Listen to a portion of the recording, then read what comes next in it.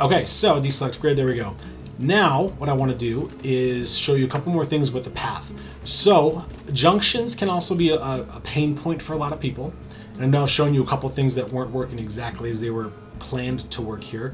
But that's okay, because it's not going to every time. This is a simulation game. It's not an engineering tool. It's a game. And that's one thing you have to keep in mind, is if you're looking for 100% realistic, 100% spot on, scientifically proven, gravity plus rate of pi plus the velocity, blah, blah, blah, blah, blah. Yeah, not so much. It's still a game. And I understand that and realize that, but it does take into account physics in a lot of cases, and it does take into account gravity and velocity and forces and g-forces and blah, blah, blah, blah, blah. So, but at the end of the day, it's still just a game, so have fun with it. And if it's being a little wonky, find a workaround around it, experiment, play around, and you've always got the undo option to go back and fix the mistakes that were in there.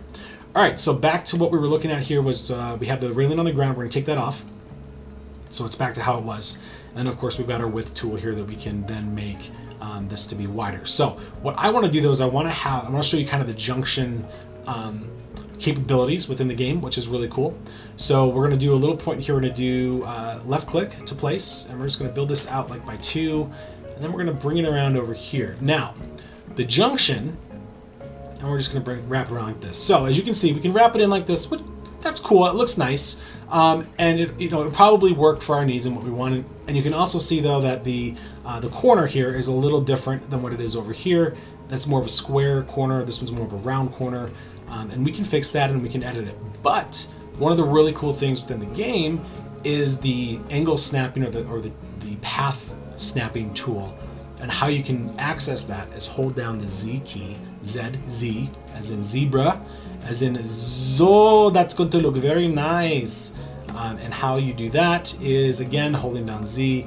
It's going to put these really nice diagonal junctions into your paths. So you can make some really cool things versus it just looking like, kind of rounded at the one side and it doesn't really fit in there and it goes around like that. But holding down Z is going to give us this really nice diagonal snap. And of course, the longer you build your path, the longer down you can go with having it snap into place. So if we go down there, it's going to, again, build it in really nice. And you can do that with cues too. So if you want to have a cue that then comes in, and we're just going to go here for as an example, and you want to have your cue come off to the side and enter off the side like this, you absolutely can do that, which is really nice, because then you're walking up here and you're like, oh, here, I'm going to go off this little detour in this little path. So, and obviously that's a small cue. We've got it. I've got it set at a smaller path size, but we will address that in a little bit. So again, we're going to kind of do the same thing on this side, and I want to go back to my 1 because that's how we started it before. Now, to get that really crisp angle to go this way, we can do it a couple different ways. We can either turn back on our grid option and build it like this and give us the option of turn square edges on or off. We're going to actually turn them off. And then we can get a really nice looking symmetrical line. Deselect grid. And then what we're going to do is turn our length up. And I think I went down a little too far, so I think we're going to try it at, we'll do it at a 3. And then we're going to try to bring it in here and connect it just like we did up above. It looks pretty close, but it's not exact, and the reason it's not exact is we didn't use the grid tool on this side.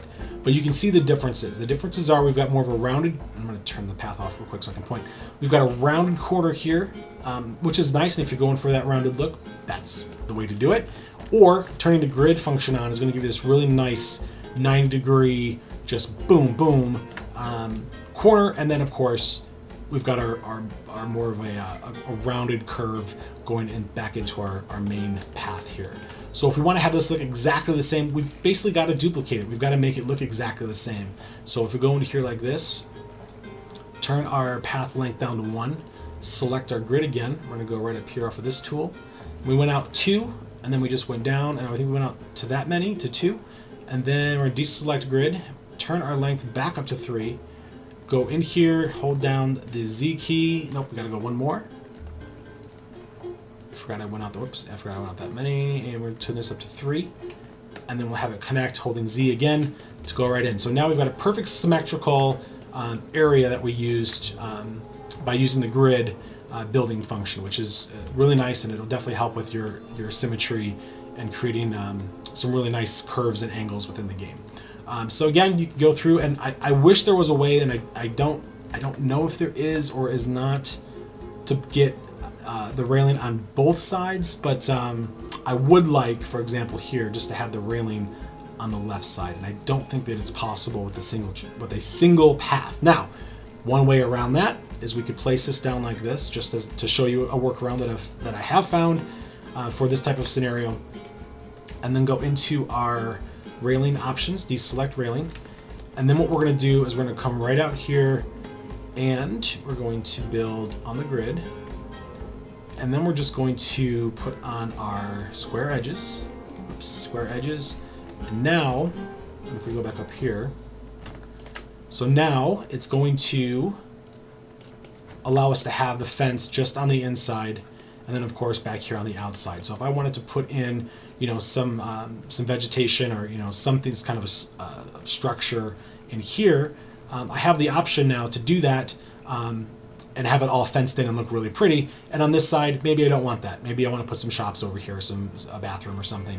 I don't have to have it. And if I want to put the fence back on, I can either have it as a double length, or remove this double and go back to a single fence, but it's going to put the fence back on, I believe. Let's try a little experiment. If we take the railing off and we right click, yep, it's going to do exactly that. It's going to put the fencing back on. So that is one workaround to get the fencing to work on just the one side. Is if you want to, you'll have to double up your paths with the smallest option, which isn't that big of a deal if you wanted to do that.